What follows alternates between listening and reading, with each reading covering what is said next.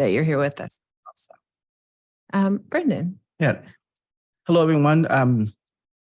My name is Brendan Nelson, a longtime Hilltop resident. Have spent a lot of time over the last, I would say 10 years doing work around affordable housing, working with developers, our community to really think about the impacts that affordable housing will have on our community. And so it's been quite a journey. I use my parents as an example of why I got into this type of work.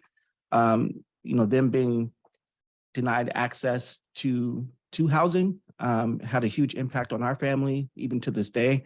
And so I'm really motivated by their story and knowing that there are many others who have access issues as far as housing. So really I'm wanting to lean on the side of being an advocate for our community and also holding those who are building and making policy changes within our communities accountable for what they're doing. So. And Jason, go ahead. Yeah, it's your turn. Everybody, I'm going to be distracted this whole time looking at my face on a screen behind you. I'm glad I look good today too. So my name is Jason Gauthier. I'm the manager of the Sound Housing Affordability Partners. We'll call that SHAPE from now on. SHAPE is an intergovernmental collaboration between Pierce County, the Puyallup Tribe of Indians, and 13 cities and towns across Pierce County, representing more than 96% of the population of Pierce County. If it's a town you've heard of Pierce County, more than likely a member of SHAPE. Our collaboration works together to align policy, capital investment, and best practices in the housing and land use arena to work with our members to create and preserve affordable, attainable, and accessible housing throughout the Pierce County community. Prior to coming on board at SHAPE, I worked at Habitat for Humanity for 10 years as their director of operations and government affairs. So that crossed the line from working on our sites to working in Olympia, advancing policy and budget investments to help further folks access to affordable home ownership opportunities. And before that, I was a builder for a short time, but luckily I got out of that because I realized I was just fast on my way becoming a below average carpenter. So I better fit here. Thanks for the invite today. So before we get into the conversation, a lot of you know me from my past work, which is Director of Communications for the City of Tacoma, where I was very involved in affordable housing. So if I'm not speaking on behalf of the city, but this is work that is really, close to me. And I think it's really important to really think about how these, as we jump into this conversation, how these areas of like people who have experienced housing insecurity versus people who have been trying to work to get more community input in the development, plus the long-term strategies. And there's these natural tensions between those, because all of these practices, when people want immediate results in terms of affordability, but what it takes to actually get there, it takes a long time to build. And we're going to talk about that a little bit, but I think I kind of want you to just hold that as the starting point of this conversation, that everybody's coming to housing. Some people are coming like they've never known insecurity. And so they're expecting, like, you just buy a house, do the right things, buy a house. There's other people who have never had housing security and they have to kind of like go through lots of steps to get to housing. And then there's the environmental factors that make housing and housing affordability really, really hard. And so all those things kind of mix together to create these like tensions that we're going to talk about. So Jason, I'm going to start with you. And I think using the lens of both SHAPE and your past work at Habitat, what are the impacts of housing insecurity on a community? Broad topic to think about with housing insecurity and the impacts. So I go back to housing being a social determinant of health. I've talked with our health institutions here in Tacoma and folks who do this work day in and day out, working with health affected community members, and they'll tell you that they can tell you the most, by looking at housing, they can tell you if the folks living in that housing are likely users of the healthcare system. By zip codes that you can sort of assign housing quality and likelihood of impact of interactions with the healthcare system. So the better your housing, right, the more stable it is, the better your housing, the healthier your housing is, the less likelihood you are going to be a user of the healthcare system. So housing is a direct social determinant of health. And then we look at outcomes. Study after study have shown us that folks who have more stable housing have better health outcomes, educational achievement outcomes for both the adults and the children in those houses, better economic outcomes and livelihood, and an interesting one is better public engagement. So it's interesting that folks would not interesting is the wrong word, I think we would expect it. Folks with worse housing security are less likely to be publicly engaged. There's a number of ways we look at this, but the easiest one to look at is our voters, because we can quantify that. And the easiest way to look at that is home ownership rate. So the lower zip code's home ownership rate, the less voter engagement this has. So looking at that as sort of an example, the more housing insecure a community is, or a community member is, the less likely they are to be engaged in the public process, leaving their voices not heard in the public process when it comes to policy around housing and land use. Yeah. Brendan, jump in. Yeah, Jason, you hit on exactly the first part of what I was going to share. But another impact I've seen in my full-time work is just the impact that it has on education, and particularly, our kids. And I'm going to speak from the kind of hilltop lens. Early on in my work, we were partnering with the Housing Authority. And they had a program to where students, families were a part of this program, and they were able to kind of follow the family for 5 years. And what we were seeing was that a lot of the students who were in our program for after school, our program ended at 6 o'clock. Some of those kids weren't getting home till 8 because they were living in Fife, and they were living in Lakewood, and they were living in University Place, because there was lack of affordable housing. But also what we began to see with that was that their education and their reading levels were affected because of all these different shifts and changes. So definitely seeing the impact at that level, and then just also just thinking about what it does to your kind of social well-being when you're frequently moving, and how we are interacting. So I've seen that really impact our kids. And in our program, when the kids got out of elementary school, they had to go to their home schools, which ended up being Fife Federal Way area if they were living there. And again, that was a further impact on their education. So that's kind of the lens I've seen. And also, again, that health piece is definitely a huge one. And I love seeing, last week I was at Lister, and just driving through that community and knowing right here, there's access to healthcare facility right in your neighborhood, and also access to a financial service. So kind of seeing that the hub of things wrapped around families is hugely important.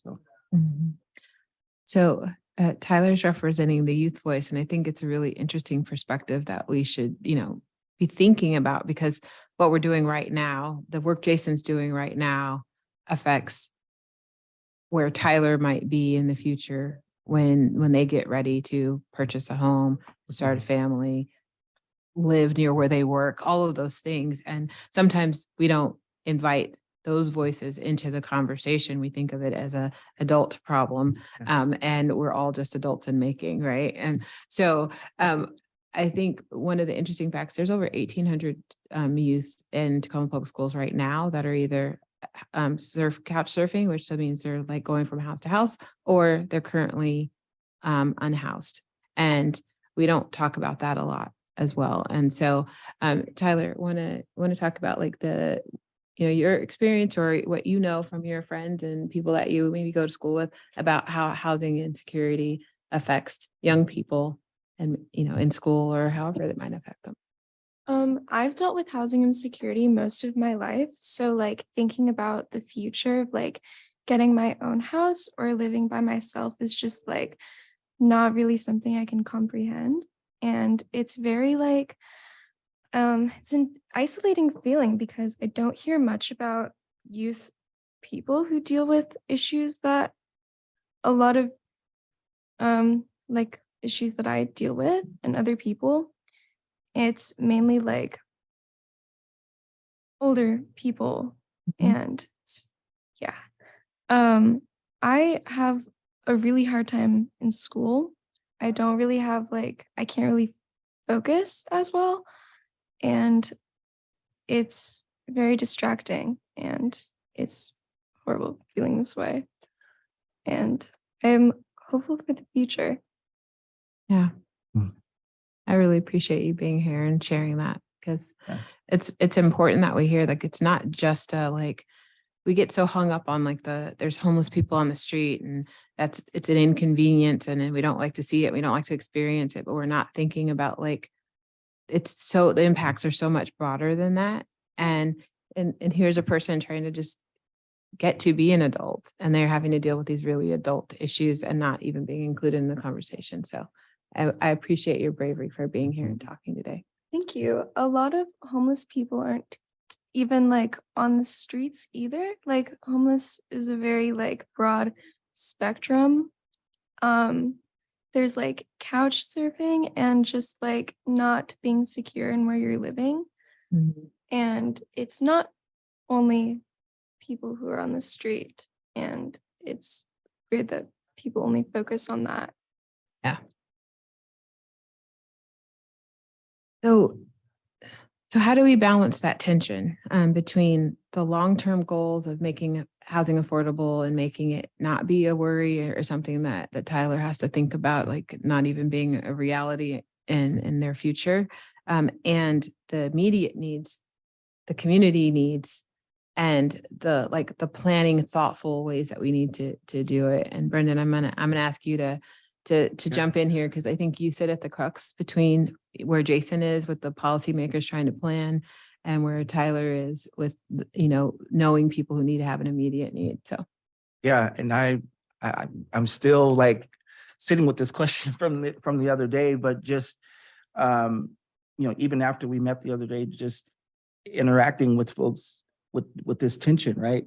Working with someone who's making the policy and the person who's needing the housing, and it's definitely challenging, right? But I think where I've kind of found the balance in is, what could be done right now? How do we meet the immediate needs of someone like Tyler, right? In this space, but also understanding that the policy that's in place, how do we come together and try to find that solution? So I feel like we can always get to a yes somehow. It's just it takes a little time, a little energy, and just even my example from the other day, it took us some time to get there, but we found a place where we can actually come to an agreement with understanding there's much more room to grow.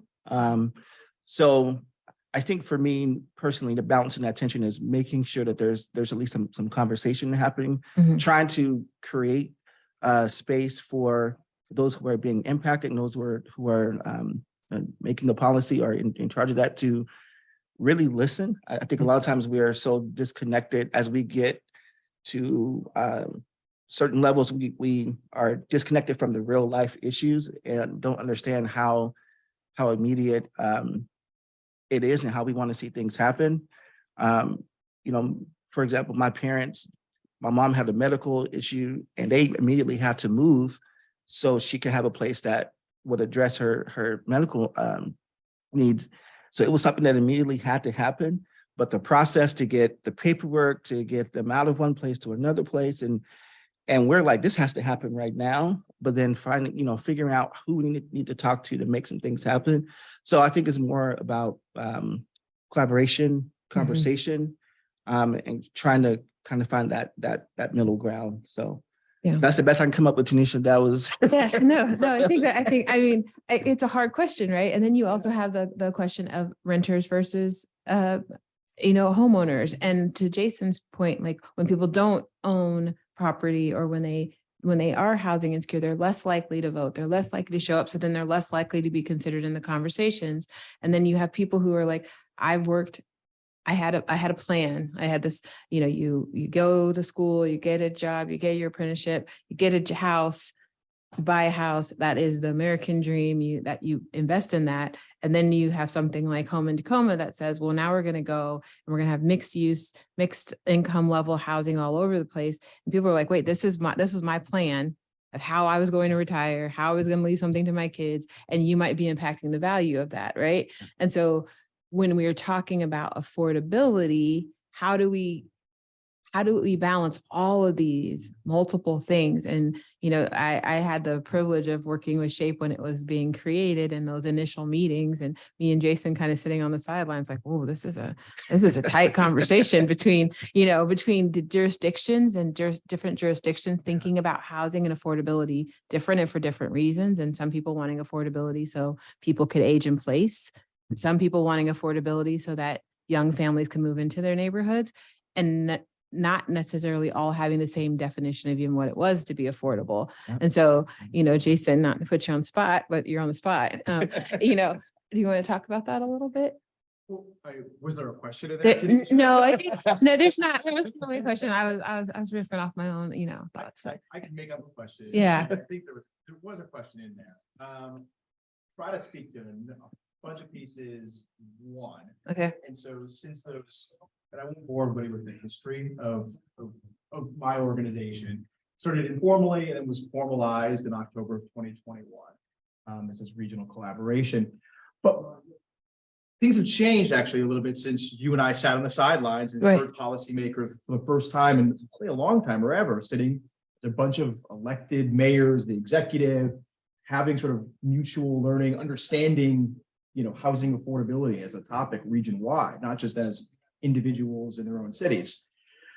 And that the big change was, I don't mean to bore people with like legislative history, but there was a bill passed in the 2020 legislative session. It's called House Bill 1220. 1220 changed a critical piece of our comprehensive planning framework. And I'll wrap this into community engagement in a second. But the comprehensive planning framework, every 10 years, cities and counties do a whole comprehensive plan. I think there are 15 elements of the comprehensive plan. One of them is the housing element, and the housing element got dramatically changed. So we used to just have to say, we get assigned a population target through a process, and then we say, and then the plan would be, how are you going to accommodate that growth? And that's urban planning, right? We're going to upzone in these transit areas, and we're going to do some more duplexes, and that's how we're going to do this.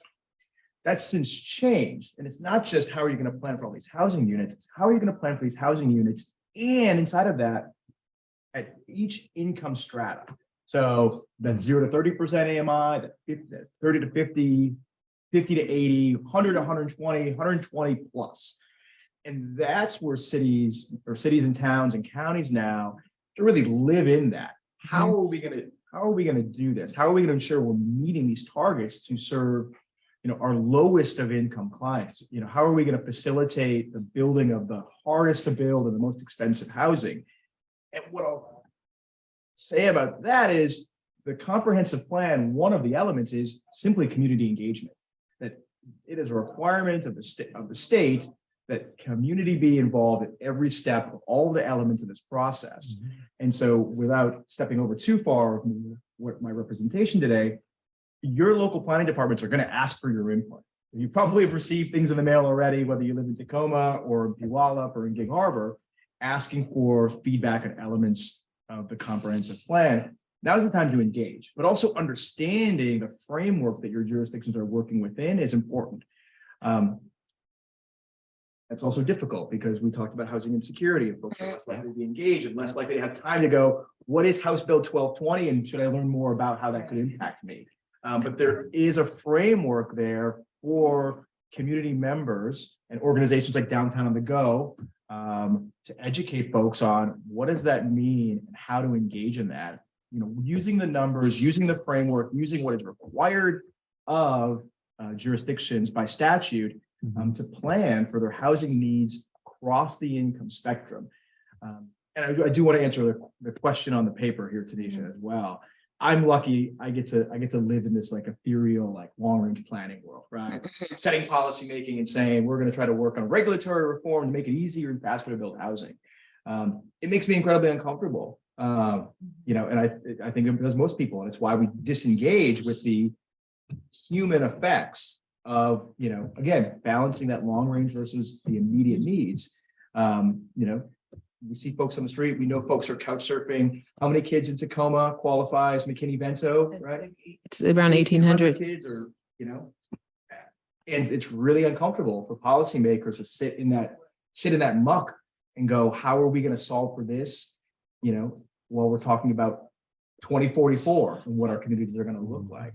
And so again, I just encourage folks, and I know people hate to hear this, where I say get engaged, but you know, there are pieces there to sort of poke at of how can we better serve people today with the housing that we have today. So yeah. Mm.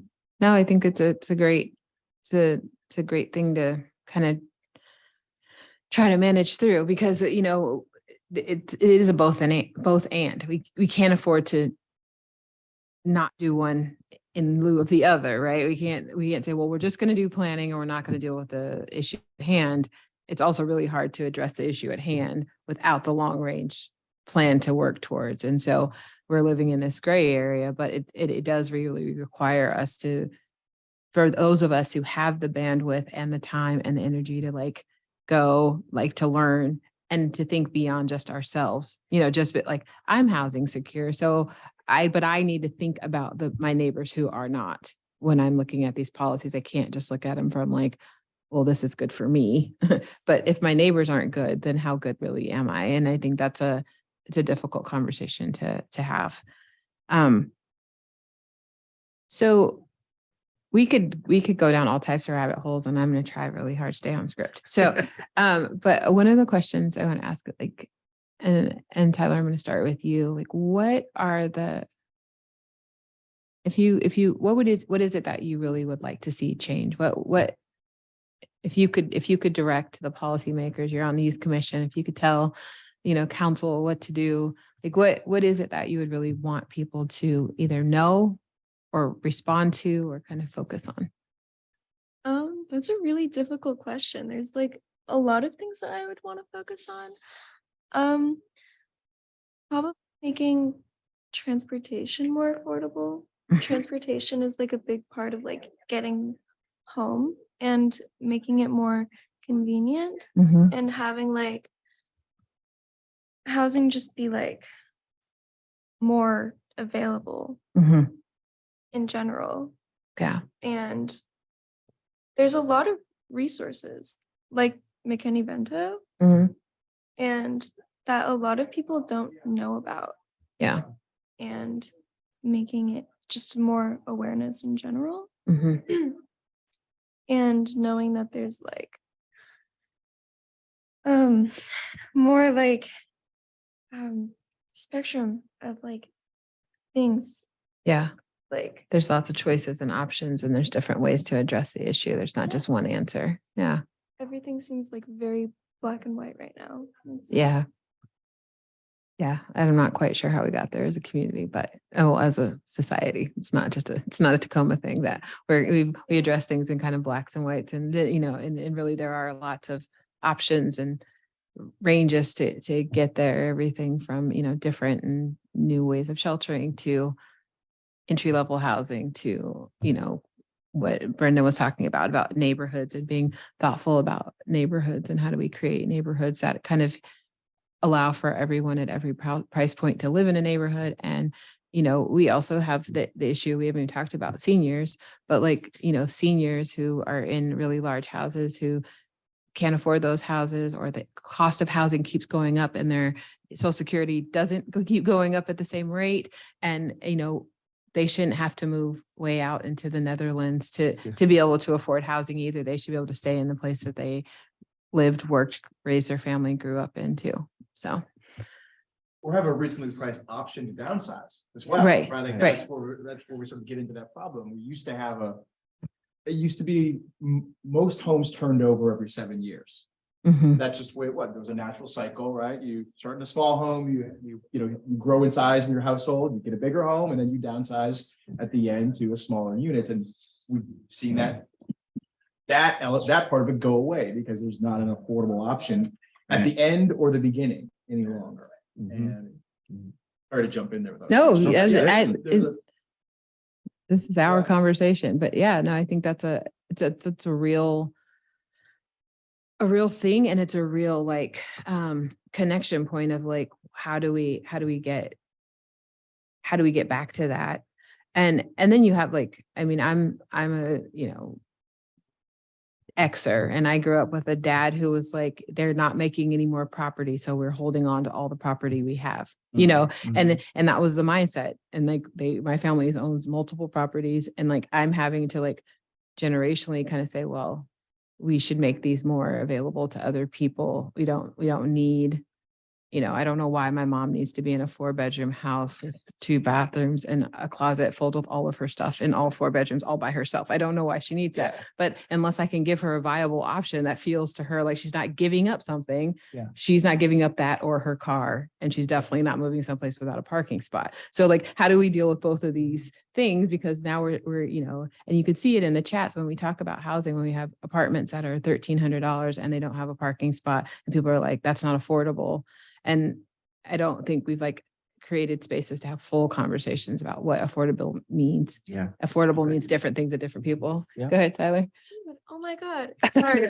No, totally. Come on. This 1-bedroom apartment in like North Tacoma that was like, they kept raising the prices every single month. It was $2,000 a month for a 1-bedroom apartment. And nothing in the apartment even worked. Like you couldn't open the fridge all the way. It was so I mean, it's not funny, but yeah. Yeah. And I don't know why we keep raising the prices like this, like tremendously, Yeah. all constantly. Yeah. And it's like, how do you get to a place of stability if every month or every couple months the rent is increasing, or that, the requirements of like, you need to make 3 times the amount of rent to live there. But, how do you do that if when I moved here, I made 2 times what the rent was originally, and you keep raising it and I'm not getting raises at that same rate. So yeah. Just feel like it's never ending, and I hate to keep using my parents as an example, but this is real time things that we're dealing with right now. Is both of my parents are retired on a limited income, and they aren't homeowners. And so they are kind of been given these options, and it's extremely disheartening to see your parents kind of trying to navigate this and working for 40 years to have create a good life for their children. But then it's like, now, we're in a position to be able to build for them. And so they're in this transition, but what they have to navigate is extremely difficult. And for me, as a person who's connected and has access to certain resources, and still trying to I'm so confused. I can only imagine people who don't have the access and what they're frustrated with. And so I definitely feel like we have to do, these policies that are coming down. How do we educate our community to know what they're voting on? What are some of these creative ways that we can get people more engaged and involved? I can't tell you how many people I've talked to, they get something in the mail about an initiative, and they're like, I don't care about that. And it's like, this is deeply going to impact you in this way. And they want to explain, oh, wow, I never thought about that. So just this real-time experience is really making me feel like I should be doing more as an advocate in the community. And so that's my kind of push for this year, is like, I need to get more. And I was telling Jason, more into understanding these policies that are coming, that are going to impact our seniors, our families. So that's kind of what I'm holding myself to this year. Mm-hmm.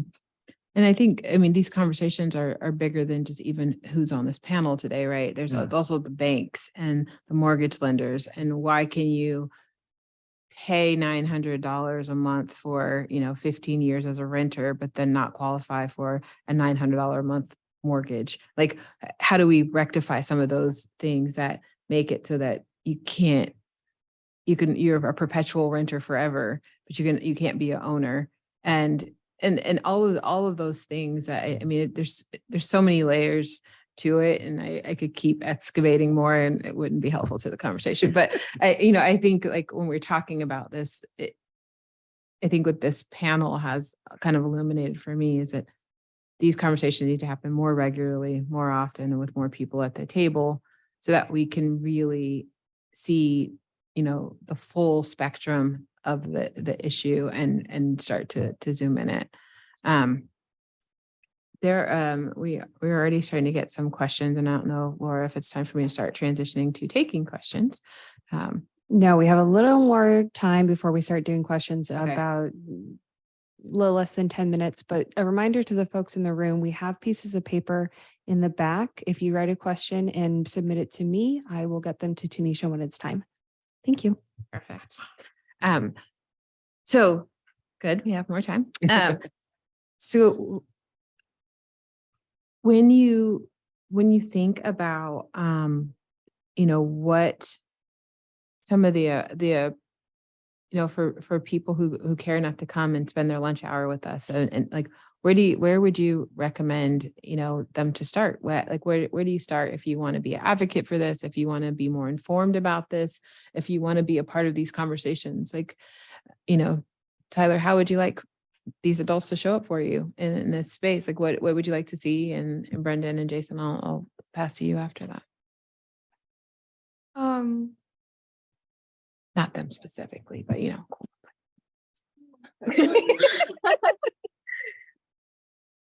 I think just being more attentive to the people around you, even just like if you're in a very like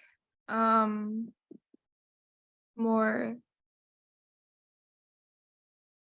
Vulnerable? Huh? Like vulnerable space? What? I said like vulnerable space? No, like more oh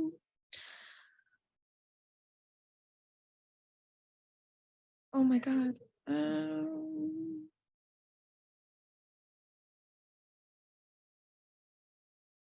Privilege. Yeah. Yeah. Sure. Yeah. Areas. There's still like people around you who are dealing with issues. Yeah. And like you should try and pay attention to them and listen to their needs, because we all have different needs. Mhm. So I could speak about like what I would want, Mhm. or just I'm not sure what other people want. Yeah.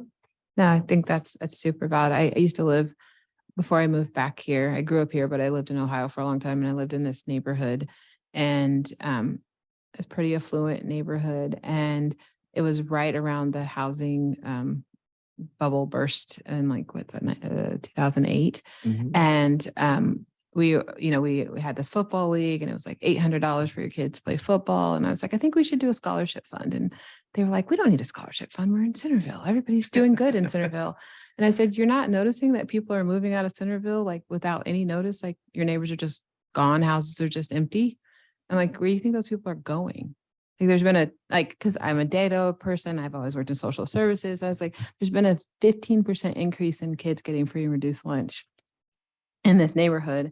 And nobody around them had really stopped to notice that people were leaving their neighborhood. And I think it's happening in Tacoma, it's happening in Lakewood. You're having whole neighborhoods shift pretty quickly, and nobody's like stopping and be like, what happened to those 4 families with little kids? And it's like, oh, the rent kept going up and they moved to Lakewood. Yep. Or they, and we're not stopping long enough to like pay attention to the people around us and kind of ask them, what you just said. I think that's really insightful. And we all could do a little bit better job of that, of paying attention to the people around us. Yeah. I go to Stadium, which is a very like mainly like rich white people go there. And so like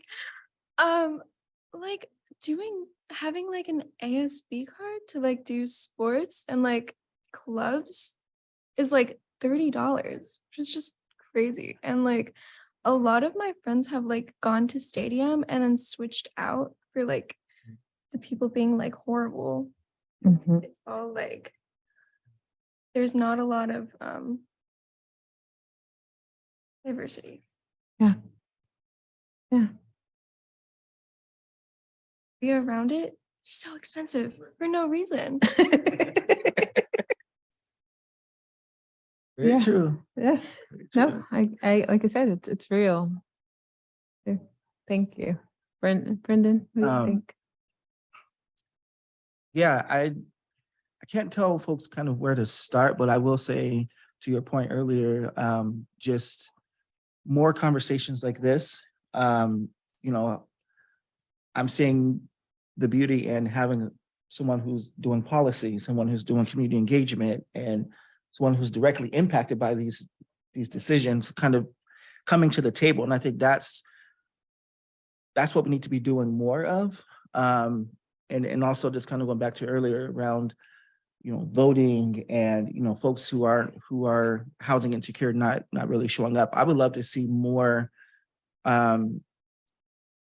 creative ways in which we can get folks involved. And as an example, when we think about the 2020 census, that was such an inspirational time for me because we saw so much money going into the community to get folks to take the census. I mean, we had, there were dances and game nights at the People Center and, getting, families and such there and just seeing the amount of creativity that went into it and understanding that what the census meant. I couldn't tell you how many people were like, I can't even tell you what I know about it, right? And so as we think about policy, things that are especially around housing, how do we get creative with engaging folks?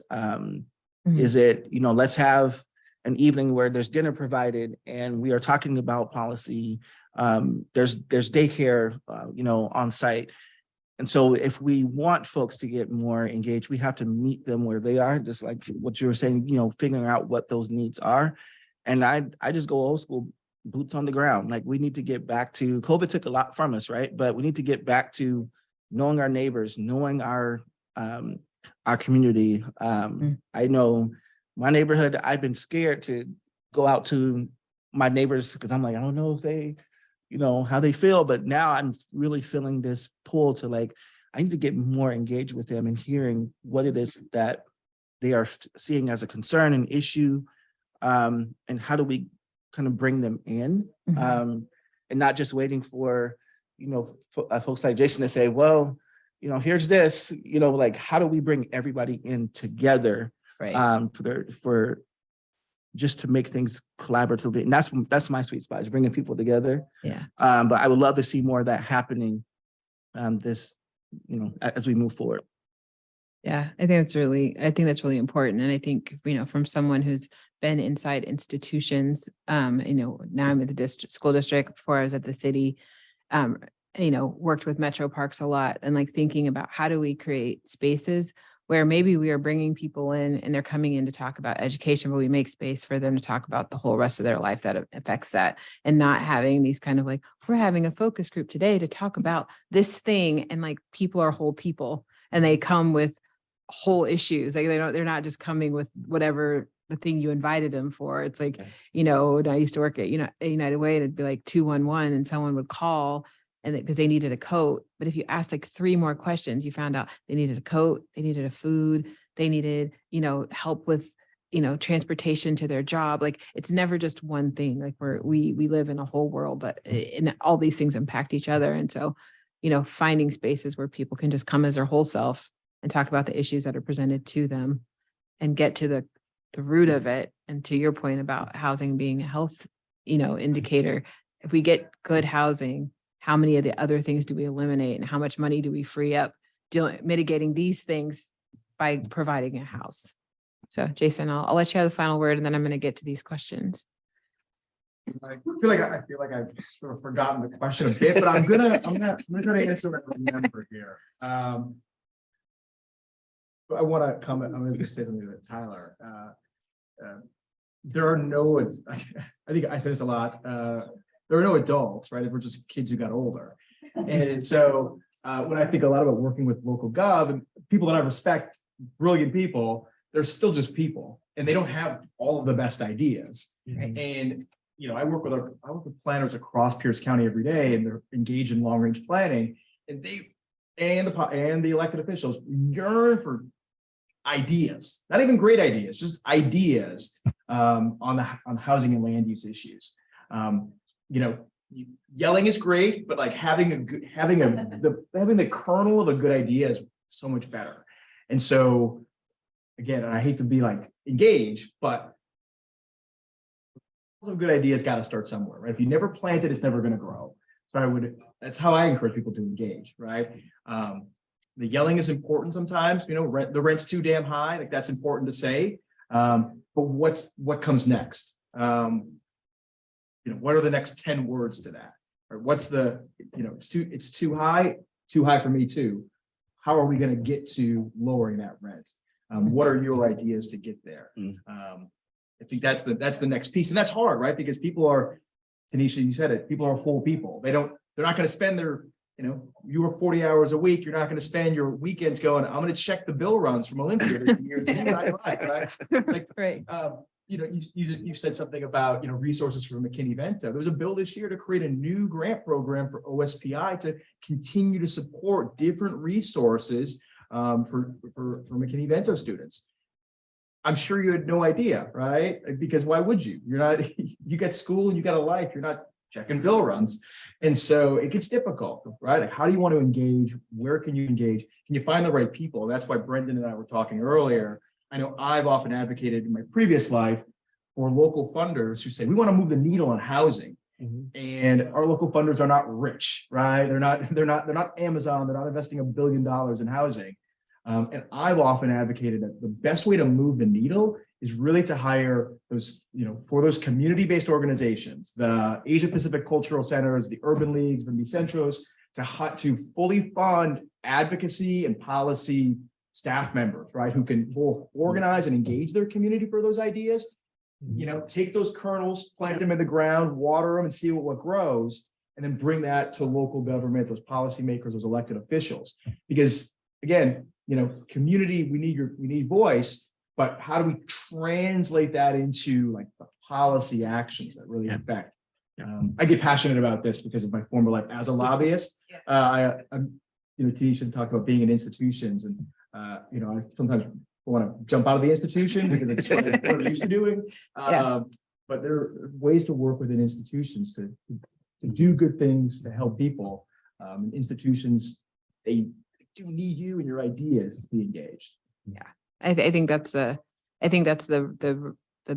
really a really nice place to kind of stop and start taking questions. But that idea that the answer is somewhere between the institution and the people that are paid to work in this space and the community. And when those two work well together, the best decisions will come out of that. Because, you know, it's unfair to like I'm just going to sit here and wait for you, policymaker, to figure it out. You know, that's not going to happen. But it's also sometimes as community members, we don't always have all of the understanding.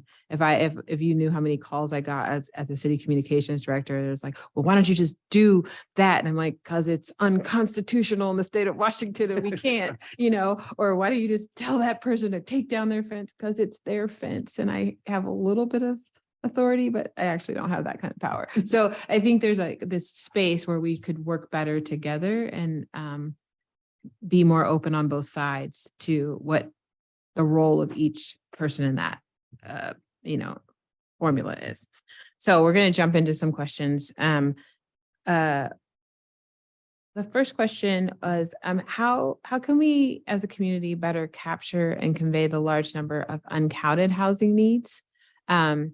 That official data like the PIT count, or, you know, some of the other reports that come out about housing insecurity, like, do any of you have ideas about how we might get a better handle on what's the actual number? Because I think that's it's a gray area, and I don't know if either one of anybody has thoughts on that. But the question is, how do we better capture All the uncounted, you know, sort of housing like needs.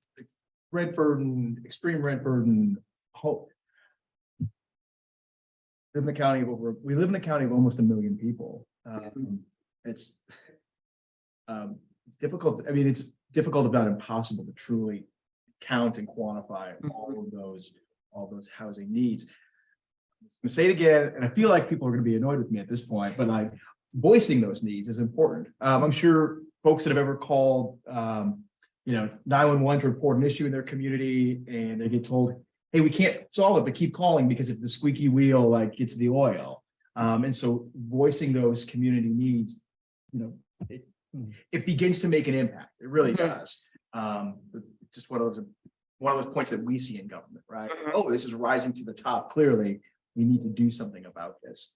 But as far as counting it, right. I mean, even populations in small towns, right? That's still they're estimating ownership or racial demographics. Like they're not counting that, right? That's all. Right. It's a statistical analysis based upon the census counting. Yeah. So it's sort of how we count in government. Yeah. And I also think there's these wide ranges, these social changes that have happened around housing and cars.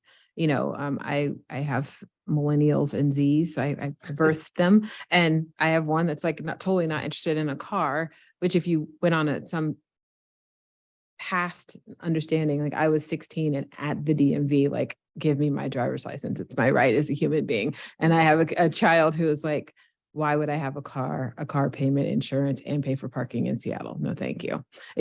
And so, but then you also have that same attitude about housing. There are some young people who are like, I don't want to own a house. That's a lot of burden. It's a lot of, it's a lot of responsibility. I want to be able to move. I want to be able to go to cities. Like people now have because of the internet, they can see what's happening in Chicago, what's happening in Florida. Like kids don't stay in their same communities their whole lives. And so like owning houses has a different thing. There's also, I think Dr. Medeiros was doing a thing about like my parents' generation wanted 3,000 square feet. They wanted this, people younger than me are like, I want 2,000 square feet. I don't want one more bathroom than I have to clean. And I don't need a big yard because I'm not going to be out there mowing the lawn. So there's like these difference even in that of like, so what do you do with the 4,000 square foot house now that used to be what people wanted, that now that could actually fit 2 families because of the size. And so there's all these like changing perceptions about housing on top of the fact that we can't count. So this question kind of goes without, what role can intergenerational community play in housing stability? Like, people who are, my mom, even though y'all, I love her, but y'all don't want to live with her. She has a 4-bedroom house, 3 rooms. They're just used to store her clothes and shoes. Like, so is there ways that we can help people, share housing and, thinking some of those creative ways of like making housing a little more affordable for all the people involved? And like, I know there's some programs like that, but I don't know if you know about that. I can kind of tap into that. So my cousin right now is very much doing this, and just back to your example of like generationally, right? So his grandmother passed away, and she owned a few homes in the Hilltop neighborhood, and these are larger 6-bedroom homes that back in the day, like all the cousins were there, and everybody kind of stayed in the house. And his question was like, what am I going to do with this house that she's now left to me? And, so we've been having some conversation around it. And so he's rehabbing one of the homes, and he's saying, we have folks in our family who are housing insecure or are experiencing homelessness. And he's like, I'm going to create, this home is going to be for those family members who don't have a home. And so now we're talking about what about the next home that we have, that he has, and he's now working with the state around visitation. So, when families go and visit their kids, sometimes it's sitting in the McDonald's playroom or at the park. And he's like, let's create this space to where it feels like home, so they can cook together. They can, so it feels like there's some normalcy when that family is together. So thinking creatively around those things, I think is great. And I love what he's doing and been bringing others along to be able to do that. So that's one thing I'm saying that would encourage people to think about. And as we know that generational wealth, and particularly in the Black community, is dwindling more and more. So when we have the opportunity to keep these homes, let's do it, not selling them off because, we can't afford these things. There are resources out there to help get the roof fixed and do all these types of things. So I think what he's doing is like a great example of some things that we can begin to explore. With my job, we have a home that we steward, that we're trying to discern. Like, we've had a lot of people within our community that are elders that are having difficulty with their rent going up to $1,700 and they can't afford to pay. So now our discussion is, how do we create some housing for our seniors at a, to where it feels like there's community and it's using, a home that we already have. So there's a lot of different ways, and it's just having some conversation. But again, going back to, we can get to a yes. I'm learning that you can tell me no, but then let's figure out how we get to a yes. Yeah. Because there's a yes somewhere in there. Yeah. So the question is, how do we respond to community members who insist homelessness is entirely caused by mental illness, addiction, and not by the lack of affordability? And so anybody can jump in on that question, but I'm going to add to it. There's also something you said, Brendan, made me think of, like, there is also this kind of predatory nature of people trying to buy houses from people. And so I live in my family home. The person of record are my parents. My father would be 90 if he was still alive. And I get a call probably twice a week from someone saying, hey, we'd like to buy, we've seen your house on Zillow and we'd like to buy it for you for cash. And I'm thinking, if my dad was still alive, still going through cancer treatments, and someone's offering to pay him cash for his house today, he might not have the sophistication to get online, see that his house is actually worth double that. And so there's people who are almost being forced into homelessness because these predatory practices. And I don't know if the lawmakers or policymakers are even talking about some of those practices. And like, it's bad. I mean, like I said, I get 3 to 4 calls a week because they think that my house is still owned by my parents. So. All right, there was an original question, and I felt like you asked me another question. You looked at me. I am so sorry, Jason. I am realizing your learning style is a very directive learning. Okay, let me ask you your question. I can answer any of those questions. Yes. So we'll take the first question first. How do we respond to community members who insist that homelessness is almost entirely caused by mental illness and drug use and not affordability issue? How do we have that conversation? I don't know how to have the conversation. So this is a little outside of my scope of work, but I work in the Human Services Department at Pierce County. The data clearly shows that that's it's categorically untrue. Yes. Right. I'll note one thing. It's something we talk about in Olympia often too. Is we often think of we remember like the outliers. We don't remember the normalcy, right? I used to be a property manager in the Midwest during the recession, and for a nonprofit. And the only tenants that I remember are the tenants that were the very best tenants and the tenants that were the very worst, right? And those were the outliers of the tenants, right? The other 98% were just regular folks that weren't the best tenant that, wasn't the tenant that brought me cookies at the office, and wasn't the tenant that had to be evicted. Same thing with, that's just the world, but the same thing with homelessness, right? We see like people struggling with significant, mental and behavioral health issues on the street, and we say, well, that's everybody, right? Everybody that's we see like that's unhoused, that's what's going on. It's because we remember that, right? We remember that. We don't. And to Tyler's point, there's a whole bunch of people that are dealing with the issue that are not seen, that we're not asking, we're not talking. Right? Exactly. So, again, the data shows that that's categorically untrue. How to have the conversation. I think even back to what Tyler was saying earlier, it's how are we defining homelessness, right? And I was in the meeting with the superintendent, and we were all talking with faith leaders. How the district identifies homelessness is very different, I think, from how the city is seeing it, right? And so So if we're, looking at it from that perspective, like, yeah, folks are being priced out. There are elders within our community that can't afford to stay where they are anymore. And so they're being forced to try to find alternative living, arrangements. And they can't get into some of these senior facilities because they're built full or they're too expensive as well. So then they're living with a cousin, or they're living with another family member. So, do we see that as homelessness, housing insecure? So I think there's a couple different, and then there's, examples of where, we see folks that clearly it is. And I think for not to give too many personal examples, but, there's people in my family that are experiencing homelessness because they were pushed out of their home, and due to them being pushed out of their home, it pushed them into drugs.